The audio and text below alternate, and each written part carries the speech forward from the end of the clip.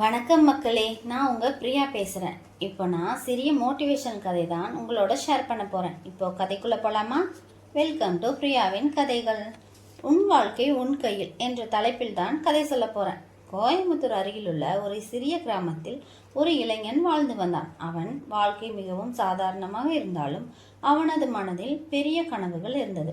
ஆனால் அவனுக்கு ஒரு பழக்கம் இருந்தது. அது என்னவென்றால், எப்போதும் அவனை பற்றி அவனே, என்னால் முடியாது, எனக்கு வராது, என் வாழ்க்கை இப்படித்தான், என் சூழ்நிலை சரியில்லை, வாய்ப்பு கிடைக்கவில்லை என்று தன்னையே குறை கூறிக்கொண்டே இருப்பான்.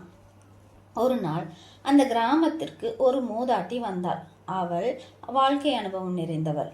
அந்த இளைஞனின் மனநிலையை அவள் கவனித்தாள். பின்பு அவள் சிரித்து கொண்டே கேட்டாள், மகனே, உன் கையில் என்ன இருக்கிறது என்று.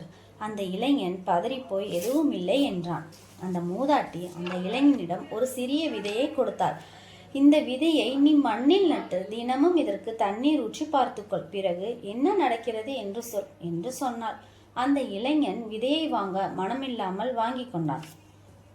பிறகு அந்த விதையை மனமில்லாமல் அந்த மூதாட்டி சொன்ன மாதிரி தண்ணீர் ஊற்றி கவனித்து கொண்டான். நாட்கள் நகர்ந்தன. ஒரு நாள் அந்த விதை சிறிய தளிராக முளைத்தது. அதை பார்த்த அந்த இளைஞன் மனதில் ஒரு மாற்றம் ஏற்பட்டது. நான் இந்த விதையை கவனித்ததால் தான் இது வளர்ந்தது என்று அவன் உணர்ந்தான். பிறகு அந்த இளைஞன் அந்த மூதாட்டியை தேடி சென்று கேட்டான், இந்த விதை எப்படி வளர்ந்தது என்று கேட்டான்.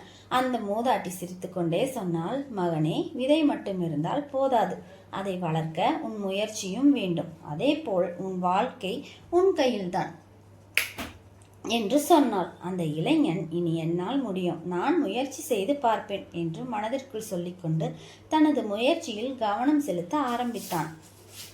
காலங்கள் கடந்தன. அவனது கனவுகளை ஒன்றன் பின் ஒன்றாக நிறைவேற்றினான். இப்போ இந்த கதையிலிருந்து நம்ம என்ன கற்றுக்கொண்டோம்னா, நம் வாழ்க்கை நம் கையில் தான், அதை மாற்றும் சக்தி நம்மிடம்தான் உள்ளது. இது போன்ற மோட்டிவேஷனல் கதைகள் உங்களுக்கும் பிடிக்கும்னா நம்ம சேனலை சப்ஸ்கிரைப் பண்ணுங்க.